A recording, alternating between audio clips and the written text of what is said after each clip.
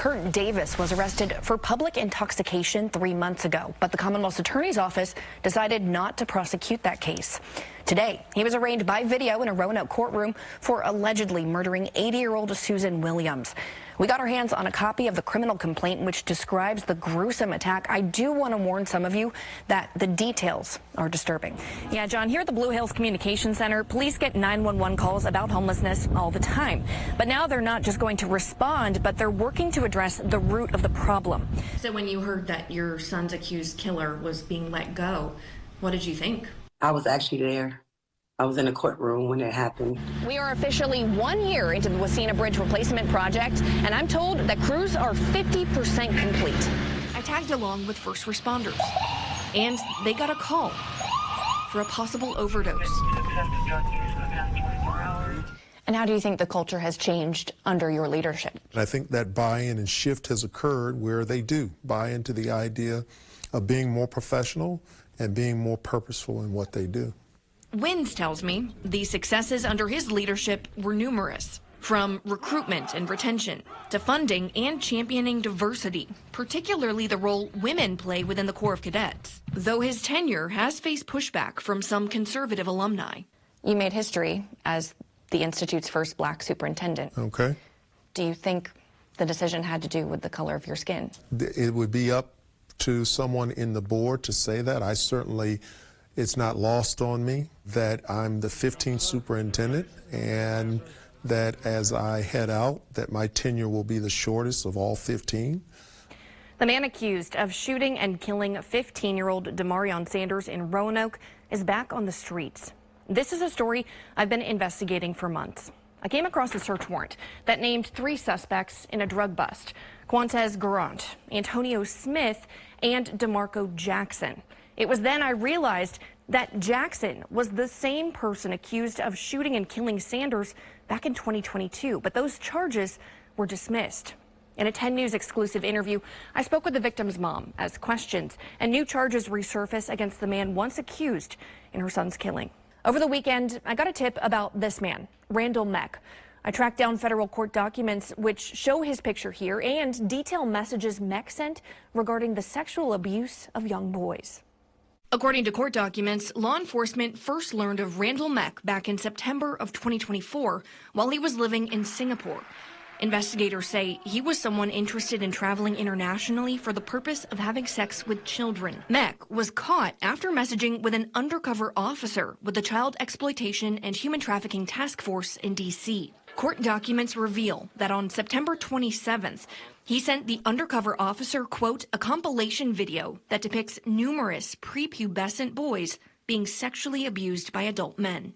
Meck signed a plea agreement on March 21st of this year, pleading guilty to 1 count of distributing child pornography. Meck worked as the athletic director at Cave Spring High School from 2002 until he was fired in June of 2006, less than a month before his contract was set to expire. Roanoke County Public Schools never publicly gave a reason for firing Meck. Take a listen to our story that 10 News aired back in 2006 about Meck's termination. Why was Randy Meck fired? I cannot answer why Randy Meck was fired. The issue that came up today was just something that popped up out of the blue in just the last few days, last couple of weeks, as a matter of fact. Meck faces between 15 to 19 years in prison. His sentencing is set for July 10th at 9:30 a.m. I reached out to Roanoke County Public Schools today about Meck, about why he was let go back in 2006. And I got this statement that reads in part, quote, "We can't discuss any personnel matters, including reasons for why former employees left our school division."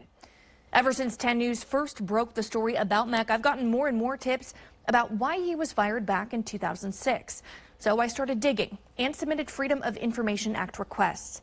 I discovered sexual misconduct allegations against Meck go back 2 decades. Roanoke County Public Schools released Meck's termination letter dated May 31st, 2006, but it doesn't list a reason why he was fired.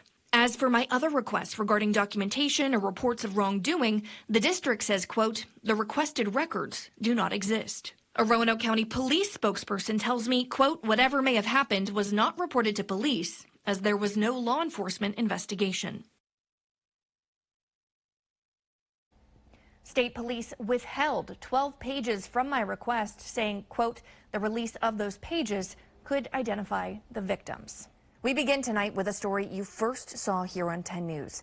The heartbreaking story of 10-year-old Autumn Bushman, who took her own life after she was bullied. October is National Bullying Prevention Month, and in a 10 News exclusive interview, I sat down with Autumn's mom, Summer, to hear how her fight to save other children and families from her pain is just beginning. I do want to warn you, some of you may find the details in this story hard to hear. Hi, Mom. Happy birthday. Mornings have definitely been the hardest for me. It has been 7 months since Summer Bushman lost her youngest daughter, 10-year-old Autumn, to suicide. The tragedy touched lives all over the country. Summer says she's found comfort connecting with other parents who have lost children to suicide. I just would love people to remember how kind and caring she was, and her smile, and she had so much love to give. After Autumn's death, Summer says shocking new details have come to light, including documented reports of bullying and text messages. What were those messages like? It consisted of a child telling her to go kill herself, another one where Autumn expressed that she wanted to kill herself, and the girl said back, I don't care, nobody likes you anyways. And this March 5th trip Autumn made to the school counselor just 16 days before her death. She was clearly in duress. I wish I would have known what that conversation was and what was going on, but I'll never know. Through the pain, she's finding purpose, taking her fight to Richmond. And I think legislation will help. Summer is teaming up with Pastor Tom McCracken of Community Church in Salem and Virginia State Senator Bill Stanley. Together, they drafted the Autumn Bushman bill. It will make bullying illegal, a Class 1 misdemeanor, and it will clearly define what bullying is and isn't, and the consequences for offenders. Even if it happens at 2 o'clock in the morning on social media, TikTok, Instagram, Snapchat, whatever, if it's causing that student to have an interference with their education, this legislation will allow schools to say, we can now be involved. That's something we do not have right now. Current Virginia law requires school districts to adopt anti-bullying policies, but they can vary widely. They're at the school more waking hours during the day than they are with their parents. And this legislation would stop schools from pushing things under the carpet, from hiding, from covering up. Summer says she doesn't blame any one person, and she has regrets. I wish that I had never given my child a cell phone at such a young age. You know, as much as I don't want to blame myself, there are things that we could have done differently, and there are also things that the school could have done differently, for sure. Do you think Autumn's death could have been prevented at all? I do, yes. Had I had received a phone call, I would have had a conversation about the next steps. You know, what can we do? If she was really struggling with her feelings, I would have put her in counseling. And I hope you like the flowers. Happy birthday! As she learns to live without her daughter, she says she will never stop sharing Autumn's story. Keeping her name out there and keeping her, you know, short time on this earth, her little legacy alive. The drafted bill is currently in legislative review. The team is planning to file the bill in November and lobby in January during the next General Assembly session. Summer tells me she also wants to encourage other families to start conversations with their kids about mental health and suicide. And remember, if you or someone you know is struggling, you can call or text 988 at any time.